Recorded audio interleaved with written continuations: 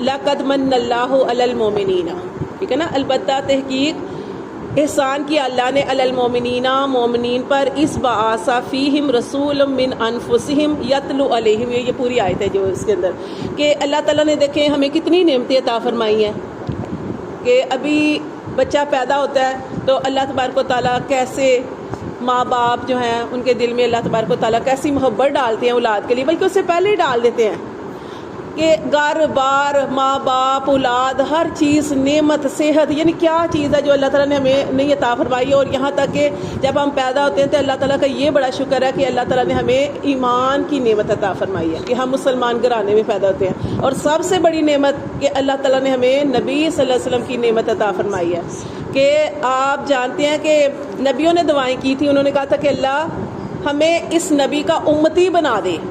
لیکن آپ دیکھیں کہ الحمدللہ ہم کتنے خوش قسمت ہیں کہ اللہ تعالیٰ نے ہمیں بن مانگے نبی کی نعمت عطا فرمائی ہے. اسی لیے اللہ تعالیٰ نے قرآن مجید میں ارشاد فرمایا نا کہ میں نے تمہیں اتنی نعمتیں دی ہیں، وَإِن تَعُدُّوا نِعْمَتَ اللَّهِ لَا تُحْصُوهَا، کہ اگر تم ان نعمتوں کو شمار کرنا چاہو تو شمار نہیں کر سکتے. لیکن اللہ تعالیٰ نے کہیں بھی احسان کا ذکر نہیں کیا، لیکن اللہ تعالیٰ نے یہ والی آیت میں فرما دیا لَقَدْ مَنَّ اللَّهُ عَلَى الْمُؤْمِنِينَ، کہ البتہ تحقیق اللہ تعالیٰ نے احسان کیا ایمان والوں پر کہ اس میں اپنے رسول کو بھیج کر. تو یہ کتنی بڑی اللہ تعالیٰ کی نعمت ہے کہ اللہ تبارک و تعالیٰ نے ہمیں نبی کی نعمت عطا فرمائی. اور اللہ تعالیٰ کیا قرآن مجید میں مختلف جگہ پہ ارشاد فرماتے ہیں کہ جو نعمت تمہیں اللہ تعالیٰ عطا فرمائے اس پر ہمیشہ فَلْيَفْرَحُوا، خوشیاں مناؤ. تو اس سے بڑی کوئی نعمت ہو سکتی ہے کہ اللہ تعالیٰ نے، کیونکہ نبی صلی اللہ علیہ وسلم وفا کرنے والے، دنیا میں بھی ہمارے لیے روتے رہے. اب سوچیں کہ جب آپ سے معراج پہ گئے ہیں، جب دوست سے ملتا ہے تو اپنی باتیں کرتا ہے نا، لیکن اس وقت بھی ہماری فکر کی، اس وقت بھی اللہ تعالیٰ سے یہ کہا اللہ میری امت کا کیا بنے گا. اور جب آخری وقت تھا تو آخری وقت میں بھی یہی کہا کہ اللہ میری امت کا کیا بنے گا. اور اللہ تعالیٰ نے پھر کتنا آپ کو تسلیاں دی کہ آپ پریشان نہ ہو، ہم آپ کی امت کا جو حساب ہے نا وہ بھی پردے میں کریں گے. اتنی بڑی بات ہے. آپ دیکھیں کہ یہ چھوٹی سی محفل ہے، اس محفل میں اگر میری کوئی بات کھل جائے کتنی رسوائی ہوتی ہے نا، انسان کی کتنی عزت بنی ہوتی ہے. تو دیکھیں اتنا بڑا مجمع قیامت کا، ساری انسانیت وہاں پہ جمع ہو، اور وہاں پہ اگر کسی کے سامنے، سب کے سامنے شرمندہ ہونا پڑے تو انسان کو کتنی ندامت ہوگی. تو یہ اللہ تعالیٰ نے اور بھی بہت ساری بشارتیں سنائی ہیں کہ آپ صلی اللہ علیہ وسلم کے بارے میں ارشاد فرمایا کہ آپ صلی اللہ علیہ وسلم کو ہم نے آخری نبی بنا کر بھیجا، لیکن آپ صلی اللہ علیہ وسلم سب سے پہلے آپ جنت میں جائیں گے. اور جب تک آپ جنت میں نہیں جائیں گے تو کوئی بھی نبی جنت میں نہیں جا سکے گا. پہلے آپ صلی اللہ علیہ وسلم جائیں گے، پھر آپ کے صدقے یعنی آپ صلی اللہ علیہ وسلم کی امت یعنی ہم لوگ جائیں گے، اس کے بعد وہ دوسرے نبی اور امتیں جائیں گے. تو یہ دیکھیں یہ اللہ تعالیٰ کا کتنا بڑا احسان ہے کہ یہ سارا کچھ، کیونکہ ہمارے اندر تو ہر برائی ہے، کون سی برائی نہیں ہمارے اندر. پہلے قوموں کے اندر ایک برائی ہوتی تھی، اللہ تعالیٰ پوری قوم کو نیست و نبود کر دیتا تھا. کسی کو اللہ نے زمین میں دنسا دیا، کسی کو اللہ نے حکم دیا جبرائیل علیہ السلام کو کہ پوری بستی کو اوپر لے جاؤ اور وہاں سے نیچے پٹک دو. کسی کو ہواؤں کے ذریعے ہلاک کیا گیا. آپ سارا جانتے ہیں، قرآن مجید میں آپ پڑھ چکے. لیکن کیا ہے کہ ہمارے اوپر کیوں عذاب نہیں آتے ہیں عذاب. کبھی مہنگائی کا عذاب آ گیا، کبھی زلزلے بھی کہیں آپ دیکھیں آ جاتے ہیں، جیسے ابھی پیچھے زلزلہ آیا، وہ جو سیلاب آیا. تو یہ سارے معاملات جو ہوتے ہیں، لیکن اللہ کا یہ شکر ہے کہ یہ پوری قوم تباہ نہیں ہوتی، مٹائی نہیں جاتی. یہ آپ سے سب کی دعاؤں کا نتیجہ ہے کہ آپ سے سب نے دعا کی تھی کہ اللہ میری امت کو ایسے ہلاک نہ کرنا. اور کتنی پیاری وہ ایک ہے نا کہ حضرت عیسیٰ علیہ السلام تھے کہ انہوں نے کیا کہا کہ اللہ، ہاں اللہ تعالیٰ یہ تیرے بندے ہیں. اپنی امت کے بارے میں کہا اللہ تو چاہے تو ان کو عذاب دے، چاہے تو ان کو چھوڑ دے. تو نبی صلی اللہ علیہ وسلم ساری رات روتے رہے تھے اور یہی دعا کرتے رہے تھے. انہوں نے کہا اللہ، عیسیٰ علیہ السلام نے کہا نا کہ اللہ یہ تیرے بندے ہیں، تو چاہے تو چھوڑ دے، چاہے تو عذاب دے. اللہ میں نہیں کہتا، میں یہ کہتا ہوں اللہ یہ تیرے بندے ہیں تو ان کو معاف کر دے. یعنی آپ صلی اللہ علیہ وسلم کتنے رحم دل. اور یہ نہیں کہ صرف دنیا میں، آخرت میں بھی جب سب کو اپنی اپنی پڑی ہوگی، جب آتا ہے کہ عیسیٰ علیہ السلام اپنی والدہ اس کو بھول جائیں گے. وہ کہیں گے اللہ آج میں تجھ سے اپنی والدہ کا سوال نہیں کرتا، کیونکہ وہ نفسا نفسی کا دن ہے. ہر بندے کو اپنی جان کی فکر ہوگی میں بچ جاؤں. تو اس وقت عیسیٰ علیہ السلام جب کہیں گے اللہ مجھے آج اپنی والدہ کی بھی فکر نہیں ہے, اس وقت فکر کرنے والی کون سی ہستی ہوگی؟ وہ نبی صلی اللہ علیہ وسلم ہوں گے. وہ نبی صلی اللہ علیہ وسلم ہوں گے, وہ فکر کریں گے کہ کبھی پل صراط پہ جائیں گے, کبھی جو وزن جو کم ہوں گے تو وزن کو زیادہ کروائیں گے. یعنی ہر جگہ پہ جا کے کسی نے پوچھا تھا نا کہ آپ صلی اللہ علیہ وسلم کو ہم کہاں تلاش کریں یا رسول اللہ علیہ وسلم, آپ نے فرمایا کہ جہاں پہ جی مجھے تمہاری ضرورت یعنی میری ضرورت ہوگی میں تمہیں وہاں ملوں گا. کبھی پل صراط پر, کبھی تمہارے نام اعمال جو ہے اس کو جو ہے وزنی کروا رہا ہوں گا, اور کبھی تمہیں جہنم سے چھڑا کر واپس لے کے جنت کی طرف لے کے آؤں گا. تو یہ سارا کچھ نبی صلی اللہ علیہ وسلم کی تو فعل ہے. تو دیکھیں ایک بڑی پیاری حدیث ہے, ابو سعید خدری رضی اللہ تعالیٰ عنہ سے روایت ہے کہ رسول صلی اللہ علیہ وسلم ایک دفعہ تشریف لائے تو انہوں نے دیکھا کہ صحابہ کرام بیٹھے ہوئے ہیں ایسے ہی جماعت کی صورت میں. تو آپ صلی اللہ علیہ وسلم نے ان سے پوچھا کہ آپ سارے کیوں بیٹھے ہوئے ہو؟ تو صحابہ کرام نے عرض کی کہ اللہ کے رسول کہ ہم اللہ کا شکر ادا کرنے کے لیے بیٹھے ہیں, ہم اللہ کا شکر ادا کرنے کے لیے بیٹھے ہیں اور اللہ سے دعا کرنے کے لیے بیٹھے ہیں کہ اللہ تیرا شکر ہے تو نے ہمیں اس دین کی ہدایت عطا فرمائی اور تو نے ہمیں اتنا شفیق نبی عطا فرمایا. اللہ کا شکر کرنے کے لیے بیٹھے ہیں.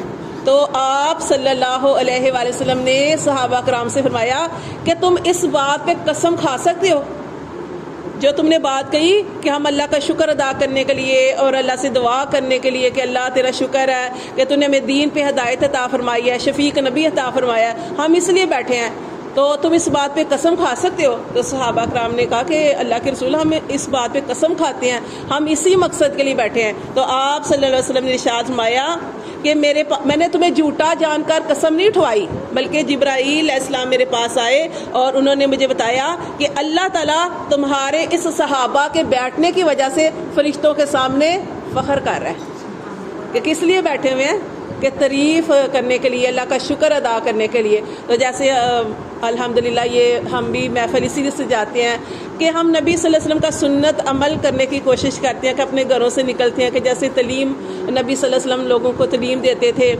اور یہ محفل کا بہت زیادہ فائدہ ہوتا ہے. جیسے کوئی بیمار ہوتا ہے, جیسے آج کل کسی کے گھر نہیں آپ جا سکتے, تو محفل میں جو لوگ آتے ہیں کبھی ہو سکتا ہے وہ کبھی بیمار ہوں, کبھی وہ ان کے گھر میں تنگ دستی ہو, کبھی کوئی اس طرح کا معاملہ ہو جائے, تو یہ سارے جو ہے نا ہم دینی جو رشتہ ہے نا یہ سب سے بہترین رشتہ ہے. یعنی دیکھیں نا ہر رشتہ جو ہے وہ ختم ہو جائے گا. نبی صلی اللہ علیہ وسلم کا رشتہ جو ہے ہمارے ساتھ کون سا رشتہ ہے؟ یہ دین کا رشتہ, کہ آپ نے فرمایا کہ ہر رشتہ ختم ہو جائے گا قیامت والے دن. ختم کیا, ہر ایک کو اپنی اپنی پڑی ہوگی. آپ صلی اللہ علیہ وسلم کا رشتہ ہمارے ساتھ قائم رہے گا, دین کا رشتہ. نسبی ہوتا ہے اور ایک ہوتا ہے دینی رشتہ. تو دینی رشتہ جو ہے نا اسی وجہ سے آپ صلی اللہ علیہ وسلم جو ہے سفارش بھی کروائیں گے. اور یہ بہت اللہ تعالیٰ کا شکر ہے کہ کوئی بھی مسئلہ ہو تو جیسے آپ صلی اللہ علیہ وسلم کے زمانے میں بھی محفل لگا کرتی تھی تو کوئی صحابی نہیں آتے تھے, وہ آپ پوچھتے تھے کیا وجہ ہوئی ہے, آپ کسی کا حال پوچھنے جا سکتے ہیں. کوئی بیمار ہو اس کی عیادت کریں گے تو کتنا دنوں ثواب ملتا ہے. ٹھیک ہے, اسی طرح کوئی فوت ہو جاتا ہے اس کے جنازے پہ جانا, جیسے مردوں کے لیے ہے, ٹھیک ہے نا, مردوں کے لیے جنازے پہ جانا, اور کتنی زیادہ اس کی فضیلت آپ نے بیان فرمائی. اور یہ پتہ ہوگا تو پھر مردوں کو تو بہرحال پتہ ہوتا ہے, لیکن یہ ہے کہ عورت کے اندر اگر دین ہو تو نسلوں کے اندر دین آتا ہے. جیسے عورت کے اندر دین ہے تو اپنے بچوں کی تربیت کر سکتی ہے. جیسے کل بھی ہم پڑھ سکتے تھے کہ تربیت عورت جو ہے اگر فائدہ اٹھانے والی چیز ہے تو بہترین فائدہ اٹھانے والی چیز عورت ہے. عورت جو ہے وہ نسلوں کو تیار کرتی ہے, کیونکہ باپ سارا دن باہر ہوتا ہے. اب یہ نہیں کہ باپ کے اندر دین ہے تو گھر کے باہر ہے, اور عورت کے اندر دین ہے تو نسلوں کے اندر دین ہے. کہ عورت اب نماز پڑھی ہے, اب سارا دن بچے نے کس کو دیکھنا ہے؟ ماں کو دیکھنا ہے نا, کہ ماں نماز پڑھی ہے, قرآن پڑھی ہے, جو تسبیحات کر رہی ہے, یا جو بھی کوئی بھی معاملہ کر رہی ہے, سچ بول رہی ہے, جھوٹ بول رہی ہے, وہ تربیت کر رہی ہے اپنے بچے کی. ضروری نہیں کہ اس کو وہ بول کے بتائے, اس کے عمل سے ہی پتہ چلتا ہے. کہ کوئی بچہ جو ہے نا اپنی والدہ کے بارے میں کوئی پوچھے تو بتا سکتا ہے کہ میری والدہ تو سارا دن یہ کام کرتی ہیں. تو یہ اس سے نسلیں تیار ہوتی ہیں. اور آپ نے دیکھا کہ صحابہ کرام, انبیاء کرام, بزرگان دین اسی عورت سے پیدا ہوئے. لیکن یہ ہے کہ یہ عورت اگر اچھی ہو تو, اگر جیسے عورت جو ہے فتنے کا بھی سبب بنتی ہے, ٹھیک ہے, فتنے کا بھی سبب ہے. اور نبی صلی اللہ علیہ وسلم نے ارشاد فرمایا نا کہ وہ عورتیں جو بن سنور کے اپنے گھروں سے نکلتی ہیں اور ایسے لباس پہن کے گھروں سے نکلتی ہیں جس سے جسم نمایاں ہو، تو وہ بے حیائی کی، زنا کی دعوت دیتی ہیں. تو یہ مطلب کہ آپ اچھا استعمال اپنا، یعنی جس مقصد کے لیے دیکھیں، عورت کا مطلب ہے پردہ، عورت کا مطلب ہے چھپا کے رکھنے والی چیز. عورت کا مطلب ہی پردہ ہے، چھپا کے رکھنے والی چیز. آپ دیکھیں پورے قرآن کے اندر اللہ تعالیٰ نے کہیں عورت کا نام لیا ہے؟ صرف ایک جگہ پہ آیا ہے، اور وجہ مریم علیہ السلام کا نام آیا. اور وجہ یہ تھی کہ عیسیٰ علیہ السلام بغیر باپ کے پیدا ہوئے تھے، اللہ کا ایک کلمہ کن کہنے سے پیدا ہوئے تھے، اس لیے اللہ نے عیسیٰ ابن مریم. آپ دیکھیں کہ کافر جو تھے، عورتیں کافر تھیں جیسے، تو ان کی جیسے انبیاء کرام کی زوجہ لوط علیہ السلام کی بیوی، اللہ تعالیٰ نے قرآن مجید میں ارشاد فرمایا وہ پیچھے رہنے والوں میں سے ہوگی. کیوں؟ اور یہ نہیں کہا، اس کا نام نہیں لیا، اللہ نے فرمایا نمرات لوط کی بیوی. تو یہ دیکھیں اللہ تعالیٰ نے کہیں بھی عورت کا ذکر نہیں کیا. تو اللہ تعالیٰ نے جس مقصد کے لیے عورت کو پیدا کیا ہے، عورت کو اس مقصد کو سمجھنا چاہیے. نبی صلی اللہ علیہ وسلم نے ارشاد فرمایا کہ عورت، اچھی عورت وہ ہے کہ اس کا شوہر اسے دیکھے تو اسے خوش کر دے، کسی کام کے کرنے کا حکم دے تو فوراً اس کام کو کرے. اگر شوہر کہیں گھر سے باہر جائے، پیچھے اپنی عزت کی حفاظت کرے، اپنے گھر بار کی حفاظت کرے. ایسی عورت ہونی چاہیے کہ اپنی عزت پر حرف نہیں آنے دے، اپنے گھر بار اپنے بچوں کی حفاظت کرے. تو دیکھیں اللہ تعالیٰ نے آپ صلی اللہ علیہ وسلم کے ذکر کو بلند کیا کہ کافر کیا کہتے تھے کہ آپ صلی اللہ علیہ وسلم کا نام مٹ جائے گا، کیونکہ آپ کا نام لینے والا، آپ کی نسل، آپ کے بیٹے اس دنیا سے چلے گئے. کیونکہ اللہ تعالیٰ نے آپ کے بیٹوں کو کیوں واپس لے لیا؟ کیونکہ اللہ تعالیٰ آپ کی نسل کو، یعنی آپ کے کیونکہ آپ پر نبوت ختم تھی نا، آپ کے اوپر نبوت اللہ نے ختم کر دی، تو آپ کی اولاد نہیں تھی، بیٹے ہوئے، اللہ تعالیٰ نے واپس لے لیے. تو وجہ یہ تھی کہ پھر وہ یہ آپ کو تانے دیتے تھے کافر مشرک لوگ کہ آپ کا تو نام مٹ جائے گا. لیکن اللہ تعالیٰ نے کیسے آپ کا نام جو ہے وہ باقی رکھا. جب تک آپ کا نام لینے والے رہیں گے، یہ دنیا قائم رہے گی. اور جب کوئی نام لینے والا نہیں رہے گا تو قیامت آ جائے گی. یہ اللہ تعالیٰ نے، اور آپ دیکھیں کہ اللہ تعالیٰ نے آپ صلی اللہ علیہ وسلم کے ورفان اللہ کا ذکر، اللہ کہتے ہیں ہم نے آپ کے لیے آپ کے ذکر کو بلند کر دیا کہ آپ کے تمام شعبے اللہ نے بلند کر دیے. آپ نعت دیکھ لیں، کتنی عقیدت سے محبت سے لوگ نعت سنتے ہیں. ذکر، قرآن پڑھا جاتا ہے، نماز پڑھی جاتی ہے، آپ صلی اللہ علیہ وسلم کے اخلاق کی بات ہوتی ہے، آپ کی شریعت، آپ کے معاملات کی بات ہوتی ہے. یہ اللہ تعالیٰ نے فرمایا قرآن کی بات ہوتی ہے. اللہ تعالیٰ فرماتے ہیں کہ جو شعبہ نبی صلی اللہ علیہ وسلم کا ہے نا، جو کوئی اپناتا ہے نا، اللہ تعالیٰ اس کو بلند کر دیتے ہیں، بلندیاں عطا فرماتے ہیں. نبی صلی اللہ علیہ وسلم کے اس چیزوں کو اپنانے کی وجہ سے اللہ تعالیٰ آپ کو بلندیاں عطا فرماتے ہیں. تو یہ کوئی چھوٹی محفل نہیں ہے کہ جو آپ لوگ اپنے گھروں سے نکلتے ہیں قرآن سیکھنے کے لیے. الحمدللہ ہم سارے ہی سیکھ رہے ہیں. جو بتا رہا ہوتا ہے نا، اصل میں وہ بھی اپنی آپ کو ہی بتا رہا ہوتا ہے، اپنی اصلاح کر رہا ہوتا ہے. کیونکہ انسان جو ہوتا ہے نا، ہم سارے انسان ہیں، اور کہیں نہ کہیں ہم غلط ہو جاتے ہیں، یا شیطان جو ہے ہمیں غلط کر دیتا ہے. تو یہ جو بتانے والا ہوتا ہے نا، اصل میں یہ بھی اپنی اصلاح کر رہا ہوتا ہے کہ اگر تم لوگوں کو بتا رہے ہو تو تمہارے اندر یہ چیز پہلے ہونی چاہیے. ٹھیک ہے نا؟ کیونکہ نبی صلی اللہ علیہ وسلم نے ارشاد فرمایا تھا کہ معراج بھی آپ نے کیا دیکھا کہ کتنے ہی ایسے عالم آپ نے کہ وہ جہنم میں ہوں گے. یہ دیکھیں جہنم میں عالم کیوں؟ اس کی وجہ کیا تھی کہ وہ لوگوں کو تو بتاتے تھے اور خود عمل نہیں کرتے تھے. ان کے بتانے کی وجہ سے لوگ ان کو دیکھ کے کہیں گے آپ کے بتانے کی وجہ سے ہم جنت میں آئے، آپ نے ہمیں بتایا، آپ نے ہمیں سمجھایا، قرآن کا، اخلاق کا، آپ سے کی اچھی باتوں کا، وہ سارا کچھ سمجھنے کی وجہ سے تو ہم جنت میں آئے. لیکن وہ نہیں آگے. کیوں؟ کیونکہ وہ صرف لوگوں کو بتاتے تھے، خود عمل نہیں کرتے تھے. اس لیے کہا جاتا ہے کہ پہلے خود عمل کریں پھر دوسروں کو بتائیں. تو اللہ تعالیٰ ہم سب کو عمل کرنے کی توفیق عطا فرمائے. اور نبی صلی اللہ علیہ وسلم کے ساتھ جو رشتہ ہے، دیکھیے وہ کتنا پیارا واقعہ ہے. وہ کہ جب ابو لہب کے بارے میں آپ جانتے ہیں سارا، کہ ابو لہب نے ایک باندی کو کس کے پاس بھیجا؟ جب حضرت جو تھی حضرت آمنہ رضی ان کی نبی صلی اللہ علیہ وسلم کی پیدائش کا وقت تھا، تو اپنی باندی کو صوبیہ کو بھیجا تھا کہ خدمت کے لیے.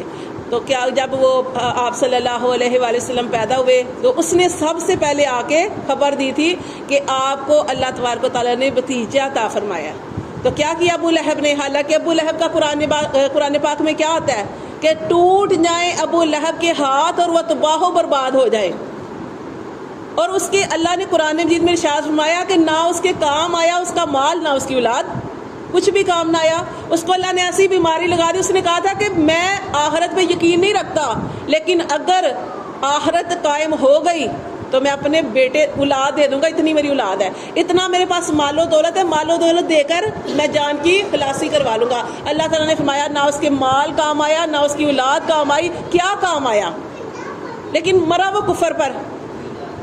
تو وہ اس نے کیا کیا تھا کہ جب وہ اس نے خوشخبری سنائی نا اس باندی نے آ کے، تو ابو لہب نے اس لونڈی کو آزاد کر دیا تھا کہ جا اس خوشی میں تجھے آزاد کرتا ہوں. تو حضرت ابن عباس رضی اللہ تعالیٰ عنہ نے کیا دیکھا تھا؟ انہوں نے خواب میں دیکھا کہ ابو لہب جو ہے جیسے اس دنیا سے جا چکا، تو اس نے دیکھا، خواب میں دیکھا، حضرت عباس رضی اللہ تعالیٰ نے خواب میں دیکھا کہ انہوں نے اپنے وہ جو ابو لہب تھے ان کو دیکھا کہ ان سے پوچھا کہ آپ کا کیا حال ہے. وہ کہنے لگے کہ بڑی مشکل میں ہیں، دن رات جو ہے عذاب میں گزرتے ہیں، لیکن جیسے ہی پیر کا دن آتا ہے تو میری ان 2 انگلیوں سے، جس سے میں نے کہا تھا نا کہ تو آزاد ہے، لونڈی کو کہا تھا، اس سے پانی نکلتا ہے، اس کو میں پیتا ہوں تو میری جو آگ ہے وہ بجھتی ہے. تو وہ کس وجہ سے؟ صرف اس وجہ سے کہ اس نے 2 انگلیوں سے کہا جا تو آزاد ہے. تو دیکھیں یہ صرف ایک کافر ہے، اور کافر کو ایک یہ نبی صلی اللہ علیہ وسلم کی چھوٹی سی نسبت اس کو فائدہ دے رہی ہے. تو الحمدللہ اللہ تعالیٰ کا شکر ہے کہ اللہ تعالیٰ نے تو ہمیں اس نبی کا امتی بنایا ہے. اور ہمارے بارے میں تو نبی صلی اللہ علیہ وسلم نے اتنی پیاری بات ارشاد فرمائی ہے کہ نبی صلی اللہ علیہ وسلم ہمارے لیے کیا کہا کرتے تھے؟ فرمایا کرتے تھے کہ کاش میں اپنے بھائیوں سے ملتا. صحابہ کرام کی محفل میں بیٹھے ہیں اور سوچیں صحابہ کرام کون سے؟ حضرت ابو بکر صدیق جیسے، کہ آپ سے نے ارشاد فرمایا جتنے بھی لوگ تھے جنہوں نے میرے ساتھ اچھا سلوک کیا میں نے سب کا حق ادا کر دیا سوائے ابو بکر صدیق کے. یہ آپ سے کی عاجزی تھی، ورنہ یہ تو ابو بکر صدیق کی ایک خوش نصیبی تھی کہ وہ غار میں آپ سے کے ساتھ تھے. ہاں تو مطلب کہ یہ دیکھیں حضرت علی، حضرت عثمان، حضرت عمر فاروق، کتنے پیارے پیارے صحابہ کرام، لیکن آپ ایسی محفل میں بیٹھ کے ارشاد فرماتے تھے کاش میں اپنے بھائیوں سے ملتا. تو انہوں نے کیا کہا؟ صحابہ کرام نے کہا یا رسول اللہ صلی اللہ علیہ وسلم ہم آپ کے بھائی ہیں. آپ نے فرمایا نہیں تم تو میرے صحابہ ہو، تم میرے صحابہ ہو، کیونکہ تم نے وحی کو اترتے دیکھا کہ جب آپ کے اوپر وحی آتی تھی نا تو آپ صلی اللہ علیہ وسلم اگر بیٹھے ہوتے، صحابہ کرام آپ کے پاس بیٹھے ہوتے، آپ کی یہ گھٹنا ان کے اوپر ہوتا تو ایک دم آپ پسینہ بھی آ جاتا اور آپ کا جسم وزنی ہو جاتا، اور جو دوسرا پاس بیٹھا اس کو پتہ لگتا تھا کہ نبی صلی اللہ علیہ وسلم کے اوپر وحی آ گئی ہے. جبرائیل علیہ السلام نظر نہیں آتے تھے لیکن وحی کے اثار جو تھے وہ سب کو پتہ چلتے تھے. پھر آپ نے فرمایا کتاب کو تم نے اپنی آنکھوں سے اترتے دیکھا. جبرائیل علیہ السلام وہی لے کے آتے ہیں اور جو لے کے آتے تھے آپ سے اسی وقت لکھاتے تھے. آپ نے فرمایا کہ تم نے سارا کچھ دیکھا، تم نے مجھے دیکھا. میرے بھائی تو وہ ہوں گے جو میرے بعد آئیں گے، کتاب کو 2 جلدوں کے درمیان پائیں گے لکھا ہوا اور اس پر ایمان لائیں گے، وہ میرے بھائی ہیں. تو کتنی بڑی سعادت ہمیں حاصل ہے کہ الحمدللہ یہ بھی اللہ کا شکر ہے، یہ بھی اللہ کا شکر ہے کہ ہم نے آپ کو دیکھا تو نہیں ہے لیکن آپ کے ہر فرمان کو ہم سچا جانتے ہیں. بے شک ہم اس پر عمل کرنے کی پوری کوشش کرتے ہیں لیکن کسی وقت کوتاہی بھی ہو جاتی ہے، لیکن یہ ہے کہ ہم ہر بات کو آپ کے فرمان کو سچا مانتے ہیں کہ یہ بات نبی صلی اللہ علیہ وسلم نے فرمائی ہے تو یہ سچ ہے. اتنا ہی سچا جانتے ہیں جتنا حضرت ابو بکر صدیق نے جانا تھا معراج کے واقعے کو، کہ جب انہوں نے کہہ دیا تھا نا کہ یہ بات میرے صاحب محمد صلی اللہ علیہ وسلم نے کہی ہے تو یہ بات سچ ہے، تب ان کو اللہ تعالیٰ نے صدیق کا لقب دے دیا تھا. ہم بھی ایسے ہی آپ صلی اللہ علیہ وسلم کی بات کو سچا جانتے ہیں کہ یہ نبی نے فرما دیا نا تو یہ بات سچ ہے. بس اللہ تعالیٰ یہ اللہ کا شکر ہے کہ اللہ تعالیٰ ہمیں سنتوں پر عمل کرنے کی توفیق عطا فرمائے. جو کام نبی صلی اللہ علیہ وسلم نے کیے ہیں اللہ تعالیٰ ہمیں وہ کرنے کی توفیق عطا فرمائے. یہی ہماری محبت ہے کہ وہ وفاؤں والا نبی جو ہے اس کے ساتھ ہم اچھے معاملے کریں، کہ وہ ہماری وہاں پہ بھی فکر کریں گے. اب دیکھو نا جیسے میں نے آپ کو بتایا تھا زکوٰۃ کا معاملہ ہوگا، نبی صلی اللہ علیہ وسلم نے فرما دیا نا کہ جیسے نماز فرض ہے ایسے زکوٰۃ فرض ہے. اب زکوٰۃ آپ ادا نہیں کرتے تو قیامت والے دن آپ کو اس کی سزا ملے گی. اس وقت آپ نبی صلی اللہ علیہ وسلم کو واضح دے کے کہو کہ مجھے بچائیں تو آپ کیا کہیں گے؟ میں نے تو تمہیں پہنچا دیا تھا حکم. تو یہ ہے کہ اللہ تعالیٰ کے نبی نے ہمیں ہر چیز جو ہے وہ بیان کر دیا. اب ہمارے اوپر ہم عمل کرتے ہیں کہ نہیں کرتے، لیکن اگر عمل کر کے جائیں گے تو کتنی کامیابی ملے گی. اور یہ اس امت کو کس وجہ سے پہچانا جائے گا؟ وضو کی وجہ سے. وضو جہاں ہم وضو کرتے ہیں نا تو قیامت والے دن ہمارے اعضاء جو ہے نا سارے روشن ہوں گے, چمکدار ہوں گے. اور اب یہ نہیں صرف قیامت والے دن, دنیا میں بھی جب ہم وضو کرتے ہیں ہمارے ہاتھوں کے جو جہاں جہاں پہ یہ پانی گرتا ہے نا اللہ تعالیٰ ہمارے گناہ دھو دیتا ہے. اور جب ہم نماز پڑھتے ہیں تب بھی ہم گناہوں سے پاک ہو جاتے ہیں. اور جب ہم نماز پڑھتے ہیں ایک نماز سے دوسری نماز کے درمیان جو صغیرہ گناہ ہوتے ہیں اللہ وہ بھی معاف کر دیتا ہے. تو یہ دین کے ساتھ جڑنے سے, اسلام کے ساتھ جڑنے سے, نبی کی باتوں پر عمل کرنے سے یہ ہمارا ہی فائدہ ہے. اللہ تعالیٰ ہمیں عمل کی توفیق عطا فرمائے.